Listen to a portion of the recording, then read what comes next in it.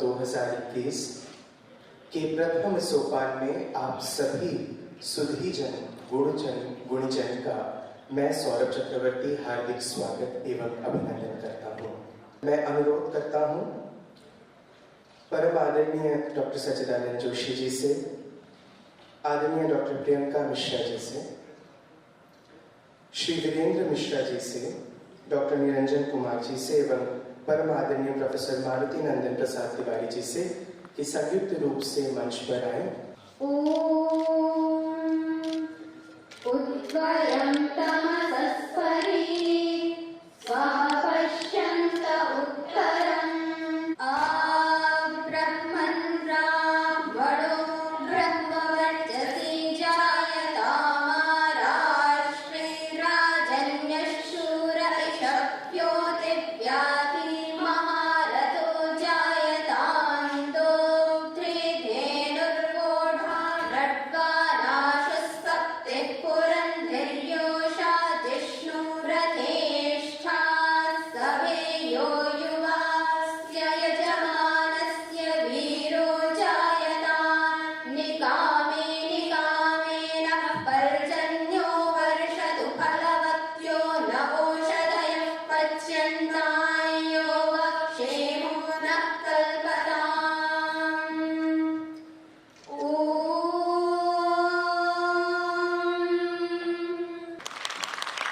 अब हम आगे बढ़ते हैं। आज की पहली प्रस्तुति जो कि एक ऐसे कलाकार द्वारा होना सुनिश्चित हुआ है जिन्होंने बड़े अल्प आयु से ही संगीत को जिया है, सीखा भी है, जिन्हें संगीत विरासत में नहीं मिली लेकिन आज वो स्वयं एक प्रतिष्ठित संस्थान है। सुश्री अरूपा लाहिरी जी और मंच पर बड़े आदर के साथ आमंत्रित कर रहा हूं हमारी आज की पहली कलाकार को, सुश्री अरूपा लाहिरी जी को।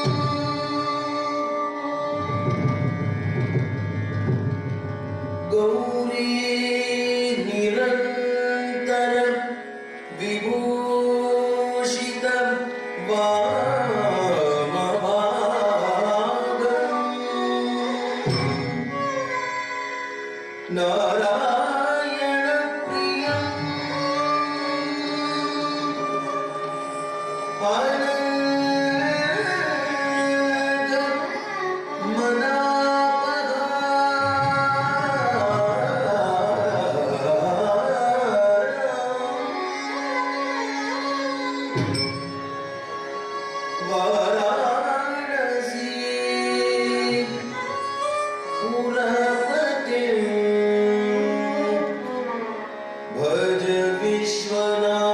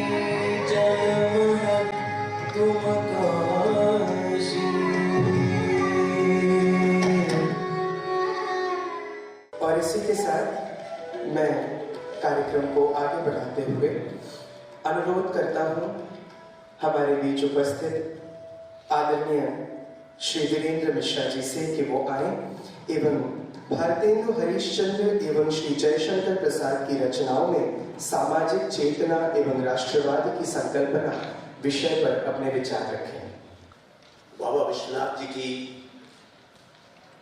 इस पावन धरा पर बाबा विश्वनाथ जी को प्रणाम, मां अन्नपूर्णा को प्रणाम करता हूं और काशी गंगा को प्रणाम करता हूं, काशी इस धरती को प्रणाम करता हूं, इस धरा को प्रणाम करता हूं। ये काशी, वाराणसी, बनारस विश्व में अपनी तरह की अलग पहचान के साथ, एक सांस्कृतिक मूल्यों के साथ, संस्कृति के साथ, संस्कारों के साथ जिस तरह से अनंत काल से आज तक अजय रूप में बनी है, वो निरंतर बनी रहेगी। ये धरती वो धरती है जहां भारतीय संस्कृति की अलग जगाने के लिए आदि जगत गुरु शंकराचार्य जी आए, कुमारी भट्ट जी आए, और इसी धरती पर कन्नौज का संबंध भी सीधे जुड़ा। कन्नौज की धरती में यशोवर्मन जब राज कर रहा था, यशोवर्मन ने यहां से जो उसको कश्मीर में अपने साथ जोड़ लिया, उस काल में यहां के अत्रिगुप्त को लेकर के अपने साथ कश्मीर पहुंच गए। ये वो काल था, 950 के बाद का काल था, और उस काल के बाद अत्रिगुप्त को वहां शिव के उपासक थे अत्रिगुप्त जी। उस शिव के उपासक को झेलम नदी के तट पर एक भगवान शिव के मंदिर में उनको स्थापित कराया, उनको जगह दी, और वहीं रहकर उन्होंने शिव आराधना की।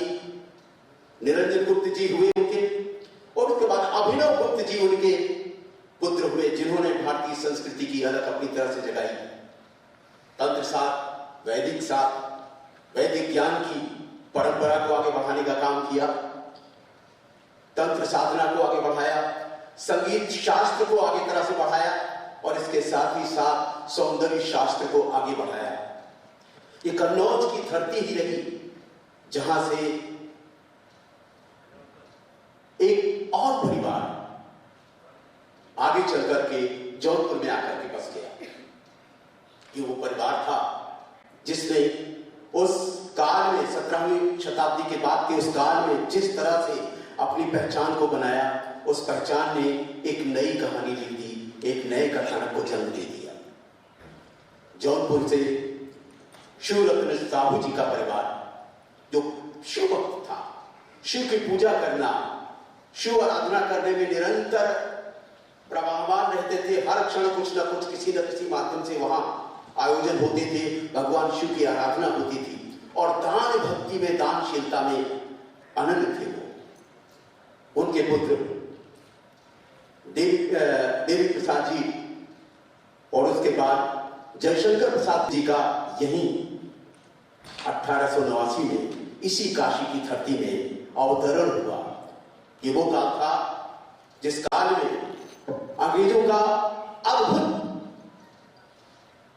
असह्य वेदना वाला जो काल था, भारत की जो स्थिति थी, परिस्थिति थी, भाषा की बोलने की जो खामियां थी, भाषा की बात करने की जो परंपराएं थी, उन परंपराओं में हिंदी बहुत कम स्थिति में, हिंदी की स्थिति उतनी अच्छी नहीं थी। ये हिंदी भाषा को लेकर के, अशिक्षा को लेकर के तमाम तरह की बातें थी। भारतेंदु हरिश्चंद्र जी ने अपनी अलग जगह दी थी हिंदी भाषा की, और उस भाषा को लेकर के उस काल में जो उर्दू, फारसी और अंग्रेजी भाषा के बीच में हिंदी भाषा की खड़ी बोली को जिस तरह से रूप में आगे रखा, वही बोली जयशंकर प्रसाद जी ने लेकर के आगे बढ़ाया। और ये काशी की नगरी कितनी संस्कृति से परिपूर्ण रही है, कितनी संस्कारों से भरी पूरी रही है, किस तरह से अजयता के रंग में रंगी रही है कि सुगनी साहू जी का जो परिवार यहाँ आया, उन्होंने ऐसा एक तंबाकू को जिस तरह से उन्हें प्रस्तुत किया, वो तंबाकू का जो लालित्य बोध, उसमें ललित कला के ढंग से उसको उन्होंने जगाया, उसमें उस काल में अपनी पहचान को, अपने व्यापार को, अपने पूरे दृष्टिकोण को भारतीय संस्कृति से जोड़ करके उसके आगे बढ़ाने का काम किया। और यही वो काल था जब भारतीय संस्कृति की साथ साथ साहित्य का सृजन अपनी दूसरी चरण में प्रवेश कर चुका था। और यही वो काल था कि एक तरफ जहां सुमित्रानंदन पद्म जी, सूर्यकांत त्रिपाठी निराला जी और महादेवी वर्मा जी साहित्य की सृजनशीलता में अपनी अलग जगह ली थी, तो काशी की इसी पावन धरा से जयशंकर प्रसाद जी ने भी अपनी तरह से काशी की गंगा को बहाया।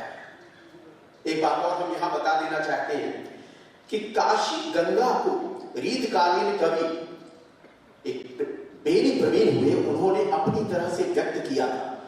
वो काल था जबकि काव्य के माध्यम से जनमानस में एक जागरूकता फैलाने का काम किया जाता था, और वो अद्भुत काम था। कंकन करण कलकिंकनी कलित कट कंकन कंगूर कूच के सारी कामनी फूल कोमल कपोल कंठ कंबुत कपोत ग्रीव कोकिला कलामिनी। ये बेनी प्रवीण ने नागरिक विचारणी सभा में भी प्रकाशित हुआ था। ये लेख, ये कविता, ये पूरी एक काव्य ग्रंथ उन्होंने लिखा। और ये धारा जो रीतकालीन कवि की जो धारा थी 1837 में जो बही, उसके बाद 1889 के बाद जब जयशंकर प्रसाद जी का जन्म हुआ तो उन्होंने अपनी कलम में, अपनी उसमें उस रीतकालीन काव्य के साथ साथ उन्होंने आध्यात्मिक काव्य को उसमें स्थान दिया। और इसी के साथ उन्होंने पुराण, महाभारत और अन्य साहित्य में अन्य भाषा, भारतीय भाषा के साथ उन सब मणियों को पिरोने का काम किया जो अपनी तरह से उस काल में एक अलग तरह से दैदीप्यमान होती हुई आगे बढ़ी। जयशंकर प्रसाद जी की काव्य ग्रंथों की असंख्य लड़ियां हैं।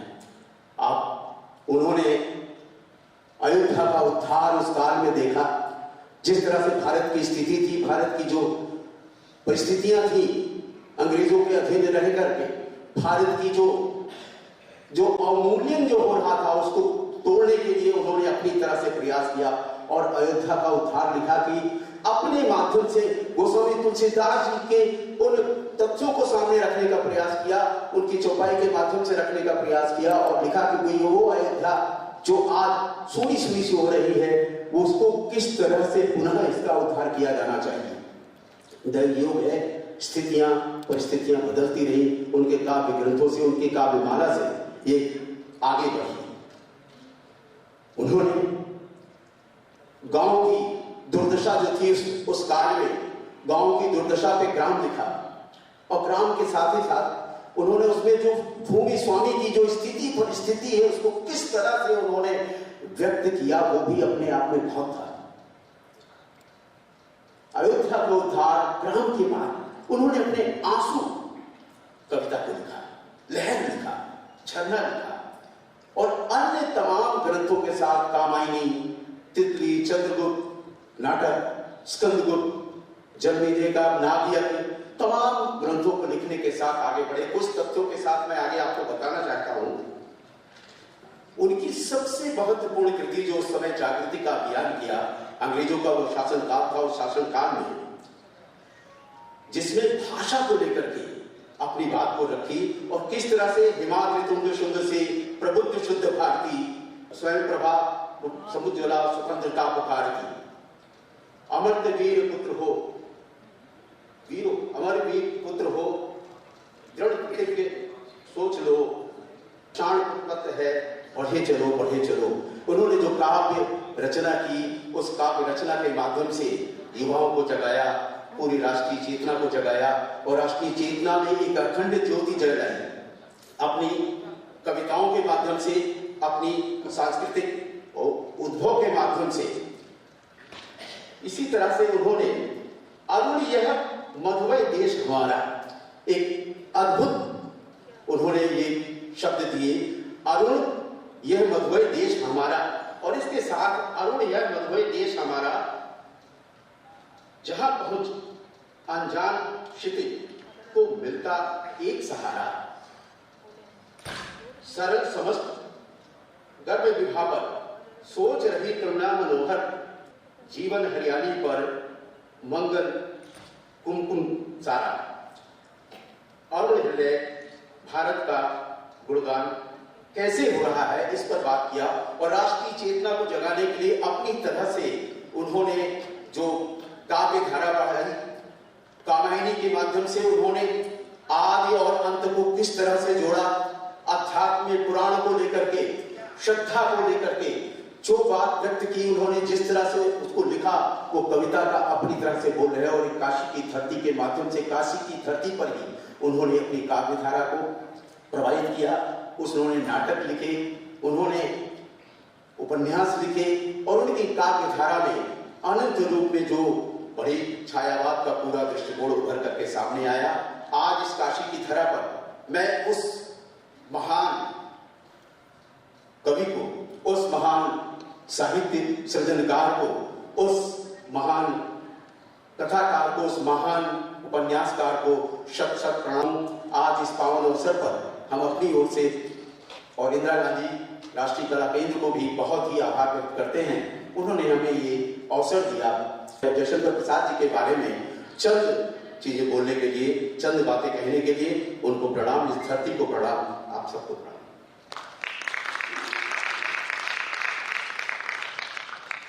आभार आदरणीय श्री वीरेंद्र मिश्रा जी। इसी के साथ मैं बड़े आदरपूर्वक अनुरोध करता हूं हमारे बीच उपस्थित प्रोफेसर मारुति नंदन प्रसाद तिवारी जी से कि आप काशी की संस्कृति एवं कला की अनुभव जनित व्याख्या हम सभी के बीच रखें। भारतीय कला के संदर्भ में मैंने काशी की कला पर आज 35 वर्षों से काम किया है और कला को कला के मर्म के रूप में समझने की चेष्टा की है। केवल रूप की दृष्टि से नहीं, सौंदर्य की दृष्टि से नहीं, भाव की दृष्टि से, संदेश की दृष्टि से, संकेत की दृष्टि से। क्योंकि कला हमेशा समाज से जुड़ी रही है और समाज की अवधारणाओं, चिंतन, परिवर्तन और दिशा निर्देश, ये सारी संभावनाएं जो हैं वो कला में मूर्त रूप में, चाक्षुष रूप में अभिव्यक्त होती थी विजुअल आर्ट्स। तो कला को केवल फॉर आर्ट से, for the sake of visual pleasure नहीं है, बल्कि एक बहुत गहरा अर्थ है, मर्म है। और मैं समझता हूं वह उसके साथ जब हम मौन है, मूर्ति का, चित्र का जो भी स्वरूप आता है वो मौन के रूप में होता है। तो मौन से हमें संवाद करना होगा और तब हम समझ सकेंगे कि बुद्ध की सारनाथ की मूर्ति क्या कहती है, शिव का की जो दक्षिणा मूर्ति जो मैं भी दिखलाऊंगा वो कहती क्या है, क्या संदेश है। अर्धनारीश्वर की मूर्ति जहां शिव और शक्ति असंपृक्त हो जाते हैं, एक हो जाते हैं, वागर्थाविव संपृक्तौ वागर्थ प्रतिपत्तये जगतः पितरौ वंदे पार्वती परमेश्वर, दोनों याद रखें। तो वाणी और अर्थ, तो ये जो अद्वैत भाव है वो काशी की संस्कृति का, काशी की संस्कृति समावेशी संस्कृति रही है, सर्वधर्म समन्वय की संस्कृति रही है। और काशी में अतीत वर्तमान में जीवित है। काशी पूरे जीवन और काशी के विभिन्न क्षेत्रों में जो कला की अभिव्यक्ति है, चाहे वो मूर्त है चाहे वो अमूर्त है, उसमें हमारी संस्कृति जीवित है, हमारी परंपरा जीवित है और हम उसमें संस्कृति को देख सकते हैं, समझ सकते हैं और कला के मर्म के माध्यम से हम बहुत सारी प्रेरणाओं को लेकर के आगे बढ़ सकते हैं। तो अतीत और वर्तमान दोनों के साथ काशी की संस्कृति और कला एक अद्भुत विलक्षण है पूरे विश्व में। बहुत बहुत धन्यवाद। और इसी के साथ अब मैं मंच पर आमंत्रित कर रहा हूं डॉक्टर निरंजन कुमार जी को। भारत का नवनिर्माण, राष्ट्रीयता और भारतेंदु हरिश्चंद्र का कालजयी चिंतन, इस विषय पर वो अपने विचार रखेंगे। मंच पर उपस्थित मनसा, वाचा और कर्मणा भारतीय ज्ञान परंपरा के परम साधक और केवल संस्कृति कर्मी ही नहीं बल्कि संस्कृति धर्मी भी इंदिरा गांधी राष्ट्रीय कला केंद्र के सचिव डॉक्टर सचिदानंद जोशी जी, प्रोफेसर मारुति नंदन तिवारी जी, डॉक्टर वीरेंद्र मिश्र जी, सभागार में उपस्थित भाइयों बहनों, देवियों सज्जनों और प्रिय छात्रों, सबसे पहले तो मैं इस ब्रह्मांड की अविरल, अबाध, अविमुक्त और आध्यात्मिक अति प्राचीन नगरी काशी को सादर प्रणाम करता हूं। आधुनिक युग के नवनिर्माण और राष्ट्रीयता का एक स्फुरण और उसका प्रसार करने में भारतेंदु का क्या योगदान रहा है।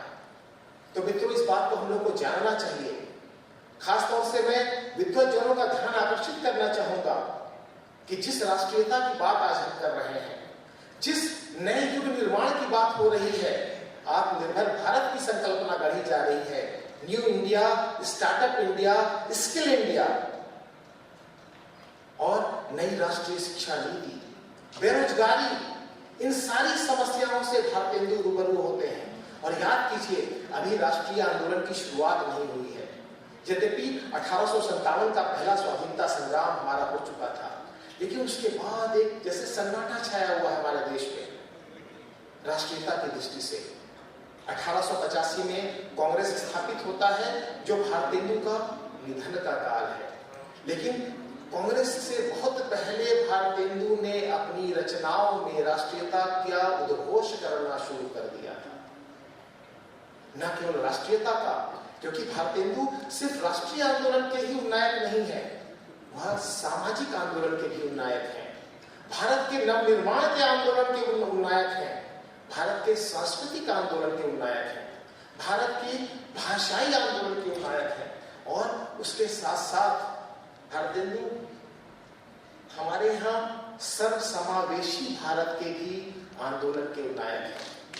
आप भारतेंदु को पढ़ें, उनकी रचनाओं को, उनकी कविताओं को, उनके नाटक को, उनके निबंधों को, उनकी पत्रकारिता को, आपको दिखाई पड़ेगा कि भारतेंदु एक नया लगातार राष्ट्र रचने की कोशिश कर रहे हैं, उस नए भारत के निर्माण की कोशिश कर रहे हैं, उस आधुनिक भारत के निर्माण की कोशिश कर रहे हैं, जो आज 21वीं सदी में भी न केवल प्रासंगिक बल्कि वह समसामयिक है। यह बहुत महत्वपूर्ण बिंदु है, जिसको हमारे बहुत सारे रचनाकारों ने, आलोचकों ने जैसे कि अनदेखा कर दिया। मैं बार बार इसका उदाहरण देता हूं अपनी कक्षाओं में, भारतेंदु के अंधेर नगरी नाटक को। लोग अंधेर नगरी नाटक को किस रूप में पढ़ते रहे हैं? एक हास्य नाटक के रूप में। बाद के कुछ विद्वानों ने कहा कि तत्कालीन अंग्रेजी राज व्यवस्था पर व्यंग्य है। मैं इस बात को बहुत ही जिम्मेदारी से कहना चाहता हूं कि न केवल यह हास्य का तो है ही नहीं, यह हास्य का है भी या व्यंग्य का है भी, उससे बहुत आगे जाकर यह राष्ट्रीयता का रूपक रच रहे हैं भारतेंदु। राष्ट्रीय आंदोलन की नींव डाल रहे हैं भारतेंदु इस नाटक के माध्यम से भी। सब लोग जानते हैं कि नाटक एक ऐसी विधा है जो सबसे बड़ी जनतांत्रिक विधा है। अनुरोध करता हूँ आदरणीय सदस्य सचिव इंदिरा गांधी राष्ट्रीय कला केंद्र डॉक्टर सच्चिदानंद जोशी जी से कि आप आए और अपने विचार रखें। भारत सरकार के संस्कृति मंत्रालय और उत्तर प्रदेश सरकार के तत्वावधान में आयोजित इस काशी महोत्सव के प्रथम सत्र में मंच पर उपस्थित भारतीय शास्त्र की विद्वान प्रोफेसर मालती नंदन तिवारी जी, फिल्म और टेलीविजन के जगत के सिद्धहस्त हस्ताक्षर आदरणीय वीरेंद्र मिश्र जी, हिंदी साहित्य और भारतीयता के गहन अध्येता प्रोफेसर निरंजन कुमार जी, सभागार में उपस्थित सभी विद्वान सम्मानित देवियों सज्जनों, समूचे विश्व की सांस्कृतिक राजधानी काशी को मेरा प्रणाम है। क्योंकि भारत की सांस्कृतिक राजधानी काशी है और भारत समूचे विश्व की सांस्कृतिक प्रेरणा नगरी है, इसलिए मुझे लगता है कि संस्कृति की जो धारा पूरे विश्व में बहती है, उस धारा का उद्गम काशी नगरी है। जिस तरह से भारतेंदु हरिश्चंद्र जी ने महज 35 वर्ष की आयु में इतना सब कुछ लिख डाला, 3000 से अधिक भक्ति गीतों की उन्होंने रचना की और वे सब अलग अलग रागों में हैं, और ऐसे ऐसे अद्भुत भक्ति गीतों की रचना की है कि लोग उन पदों को अभी भी गाते हैं। उन्होंने अंधेर नगरी और भारत दुर्दशा जैसे नाटक लिखे, कवि वचन सुधा जैसी पत्रिका का संपादन किया, जिसका उस समय कहा जाता है कि प्रिंट ऑर्डर दुगना तिगुना करना पड़ गया।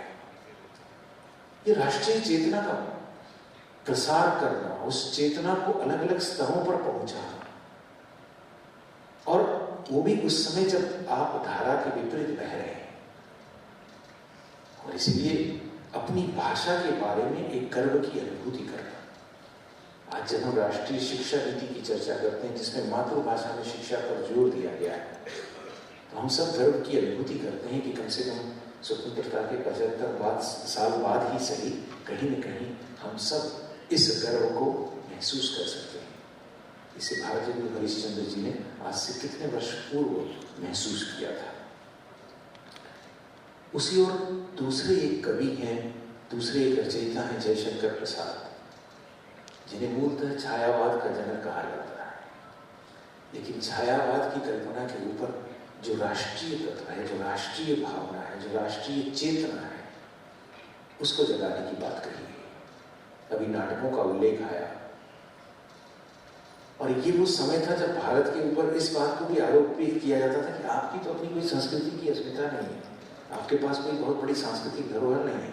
आपको नाटक करना है तो आपको शेक्सपियर का ही नाटक करना है, आपको कहानी पढ़। तो इस तरह की जब बातें कहीं, उस बीच में कोई व्यक्ति आकर स्कंदगुप्त जैसा नाटक लिखता है, कोई व्यक्ति आकर ध्रुव स्वामिनी जैसा नाटक लिखता है, कामायनी। ये साहस करना कितनी बड़ी बात है। और हम सब जानते हैं नाटक एक बहुत कठिन कला है, क्योंकि नाटक अकेले में नहीं होता, नाटक समूह में होता है। और नाटक की जो परिणति है वो तभी होती है जब उसका मंचन होता है। तो इस तमाम विसंगतियों के बावजूद कोई व्यक्ति नाटक लिखने का काम करे, नाटक के मंचन का काम करे और लगातार लोगों को प्रेरित करे। जयशंकर प्रसाद जी ने 13 नाटक लिखे, 2 अधूरे रह गए। वो 13 नाटकों का सृजन करना कोई आसान काम नहीं है। और उसके बाद हिमाद्री तुंग श्रृंग से जिस रचना का वीरेंद्र जी ने पाठ किया, ऐसी रचनाएं लिखना जिसमें भारतीयों को प्रेरित करना, भारतीयों को एक तरह से उनके उस कर्म के लिए प्रेरित करना कि वे आगे बढ़ें और अपनी बात करें। उन्होंने स्कंदगुप्त में एक बहुत सुंदर सा वाक्य डाला है देवसेना के माध्यम से। उस कविता को सुनिए। देश की दुर्दशा निहारोगे, देश की दुर्दशा निहारोगे, डूबते को कभी उबारोगे, हारते ही रहे हैं ना अब कुछ, दांव पर अब आपको न हारोगे। कुछ करोगे कि बस सदा रोकर, दीन हो देव को ही पुकारोगे। सो रहे हो तुम न भाग्य सोता है, आप बिगड़ी तुम ही संवारोगे। दीन जीवन बिता रहे अब तक, क्या हुए जा रहे विचारोगे। ये स्कंदगुप्त में देवसेना कह रही है, लेकिन वो आपको कह रही है, वो सोए हुए भारत को कह रही है, वो भारत को जगाने की बात कह रही है। तो ये जो नाटकों के माध्यम से तत्कालीन राष्ट्रीय परिस्थिति की बात करना, तत्कालीन राष्ट्रीय समस्याओं की बात करना, उस पर चिंतन करना, ये जो विचार है, ये जो दर्शन है जयशंकर प्रसाद का, ये हम सब के लिए कहीं न कहीं प्रेरणा का कारण बनता है। आज जब पूरा भारत आजादी का अमृत महोत्सव मना रहा है और हम सब अग्रसर हैं, हम सब देख रहे हैं कि सन 2047 में जब भारत अपनी स्वतंत्रता के 100 वर्ष मना रहा होगा, तब क्या भारत सचमुच समूचे विश्व का नेतृत्व कर रहा होगा। हमारे माननीय प्रधानमंत्री कहते हैं कि भारत एक बार फिर से विश्व गुरु के स्थान पर बैठे। तो उस विश्व गुरु के स्थान पर बैठने के लिए भारत को ऐसे रचनाधर्मी, ऐसे सृजनधर्मी लोगों के बारे में निरंतर सोचना, उनके अवदान पर चिंतन करना, ये भारत की अनिवार्यता है। इस अनिवार्यता को समझना होगा। हम इन 3 दिवसीय आयोजन में ऐसी ही महान विभूतियों के अवदान पर चर्चा करेंगे। आप सब इसमें सम्मिलित हों, जो लोग इस सभागार में उपस्थित हैं वे, तथा जो लोग वर्चुअल माध्यम से हमारे साथ जुड़े हैं वे सभी अपने अपने स्तर पर इस संबंध में चिंतन करें, मनन करें और हम सब संकल्प लें कि हम सब मिलकर इस भारत को विश्व में शीर्ष स्थान पर, विश्व गुरु के स्थान पर पहुंचाएंगे। यही मेरी आप सबसे प्रार्थना है। बहुत बहुत धन्यवाद। बहुत बहुत आभार सर। और इसी के साथ हमारा यह सत्र क्रमशः अपने गंतव्य की ओर बढ़ चुका है। मैं आभार वक्तव्य प्रस्तुत करने के लिए आदरणीय डॉक्टर विजय शंकर शुक्ल, क्षेत्रीय निदेशक इंदिरा गांधी राष्ट्रीय कला केंद्र वाराणसी को मंच पर आमंत्रित करता हूं। आज इस सभागार में इंदिरा गांधी राष्ट्रीय कला केंद्र के इस सारस्वत अनुष्ठान में अध्यक्ष के रूप में विराजमान भारतीय संस्कृति, भारतीय ज्ञान परंपरा और भारतीय अनुष्ठान की विभिन्न पद्धतियों के प्रति जिनकी अपार श्रद्धा एवं लगाव है, ऐसे हमारे महनीय सदस्य सचिव सम्माननीय डॉक्टर सच्चिदानंद जोशी जी।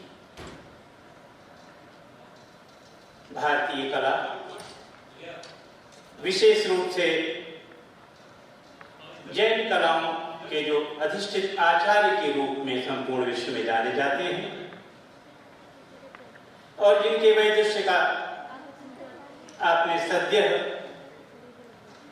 देखा भी और सुना भी, ऐसे संस्कृति मंत्रालय के महनीय अध्येता, टैगोर फेलो के रूप में इंदिरा गांधी राष्ट्रीय कला केंद्र से संबद्ध आचार्य मानसनंदन तिवारी जी,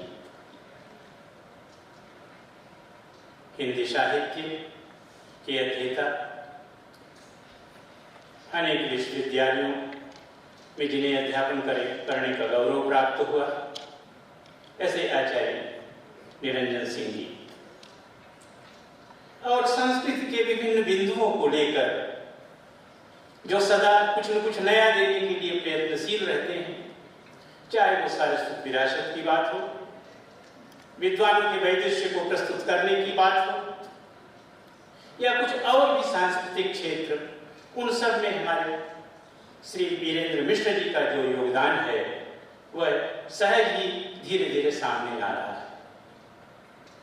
और यह महती सभा,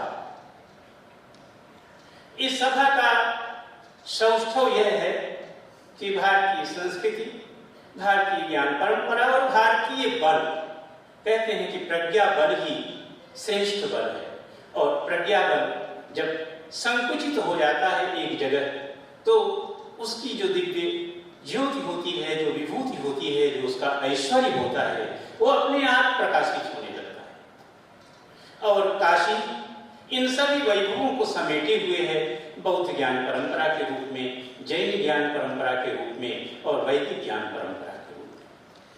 काशी को प्रयोगशाला, काशी का अद्भुत वैभव है। आज से कोई 50 वर्ष पहले यहाँ पर एक बहुत बड़े नृतत्व विज्ञानी रहा करते थे, नाम था उनका वैद्यनाथ सरस्वती। वैद्यनाथ सरस्वती जी के पास विदेश से, ऑस्ट्रेलिया से एक समूह आया, काशी का वैभव दिखाइए।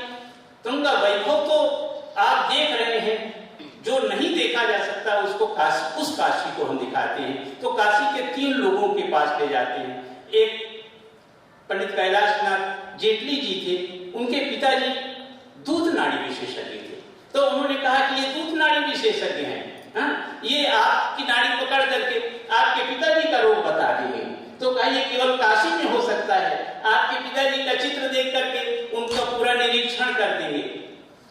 एक सज्जन और एक और के पास ले गए, तो उन्होंने कहा कि ये जो है कुंडली बना करके आप अपना समय बताइए, कुंडली बना करके, और वह सब कुछ बता देंगे कि जो आप कल्पना नहीं कर सकते हैं। और कहा अब तो आपने दृश्यमान काशी को देखा, अब काशी के आंतरिक वैभव को देखिए, प्रज्ञाचक्षु के नेत्र को देखिए। तो प्रज्ञाचक्षु के पास ले गए, उन्होंने कहा ये आपकी हस्तरेखा देखकर आपका भविष्य बता देंगे। तो काशी को किस रूप में देखना है, कैसे देखना है, काशी किसकी है, काशी हमारी है, आपकी है, राम की है या तुलसी की है, यह सारा का सारा जो वैभव है, इसके लिए आप सबने अवसर दिया। इसके लिए पुनः एक बार सबके प्रति कृतज्ञता ज्ञापित करता हूं, अभिनंदन करता हूं।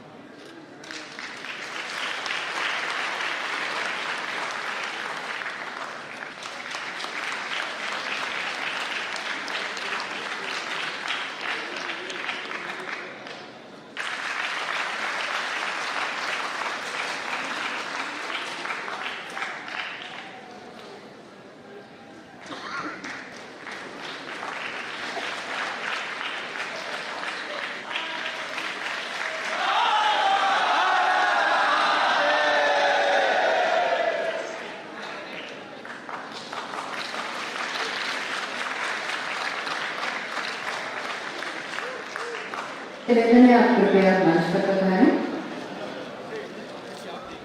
चलचित्र का शीर्षक है बनारस की सांस्कृतिक प्रयोगशाला।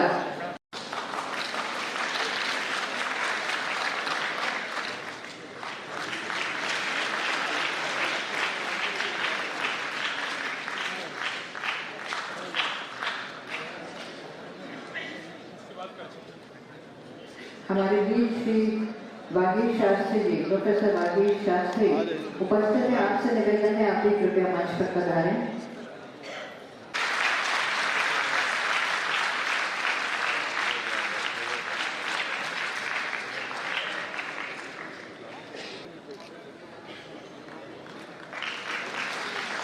हर हर महादेव।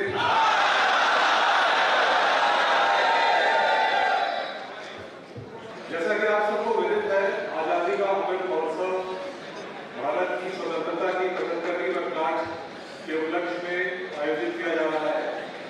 12 मार्च 2021 को इसी वर्ष प्रधानमंत्री जी ने दांडी गुजरात में जाकर इस समारोह का शुभारंभ किया था और यह समारोह 15 अगस्त 2022 से होता हुआ 15 अगस्त 2023 तक संपादित होगा, ऐसा निर्णय लिया गया है। बहुत ही बृहद समारोह है, पूरी सरकार जन जन का उत्सव है और इसकी जो राष्ट्रीय समिति है उसके अध्यक्ष खुद माननीय प्रधानमंत्री जी हैं, जो आपके सांसद भी हैं, और इसकी जो क्रियान्विति होती है नेशनल इम्प्लीमेंटेशन कमेटी, राष्ट्रीय क्रियान्वयन समिति, उसके अध्यक्ष माननीय गृह मंत्री जी श्री अमित शाह जी हैं। सब लोग अपना दोनों हाथ उठा के बोली जय हर काशी के सेवक ने इस नगरी के प्रति सेवा भाव से अपना ऋण जो है वो चुकाने का काम किया है। काशी करिए, बनारस करिए, वाराणसी करिए, आनंद स्थान करिए, किसी भी नाम से पुकारिए, लेकिन इस अद्भुत नगरी की जो अद्भुतता है वो इसका जीवन है।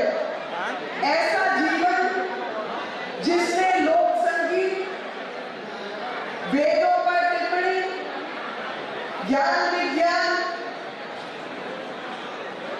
यंत्र, सब तरीके की चीजों पर काम किया है और यही कारण है कि काशी नगरी का जो जीवन है वो जीवन ऐसा है कि लोगों को ज्ञान ही नहीं कि ये कब से अनगिनत वर्षों से चली आ रही है। ये जीवित सभ्यता और ये जीवंत नगर हम सबके जीवन में भी प्रेरणा का स्थान रखता है। भारत के भुजबल जग रक्षित, भारत के भुजबल जग रक्षित, भारत विद्या लगी जग शिक्षित, भारत के भुजबल जग रक्षित, भारत विद्या लगी जग शिक्षित, भारत तेज जगत विस्तारा, भारत तेज जगत विस्तारा, भारत दे कंपित संसारा। तो भारत का इतना तेज हो कि पूरे संसार में उसका विस्तार हो और भारत के भय से जहां जहां कंपन जानी चाहिए वहां वहां कंपन भी पहुंचे, जो सर्जिकल स्ट्राइक्स ने करके दिखाया है। काशी महोत्सव भारत की विद्वत परंपरा, भारत की साहित्य परंपरा और भारत की आध्यात्मिक परंपरा का एक दर्शन है और हम सब जानते हैं कि कोई भी देश किसी भी क्षण तब तक विश्व गुरु नहीं हो सकता जब तक वो अपनी आध्यात्मिक, साहित्यिक और सांस्कृतिक परंपरा का सम्मान नहीं करता। आप सभी का यहाँ पर स्वागत है, वंदन है, अभिवादन है और आपके आगमन के लिए मैं भारत सरकार के संस्कृति मंत्रालय, उत्तर प्रदेश सरकार, इंदिरा गांधी राष्ट्रीय कला केंद्र और सभी आयोजकों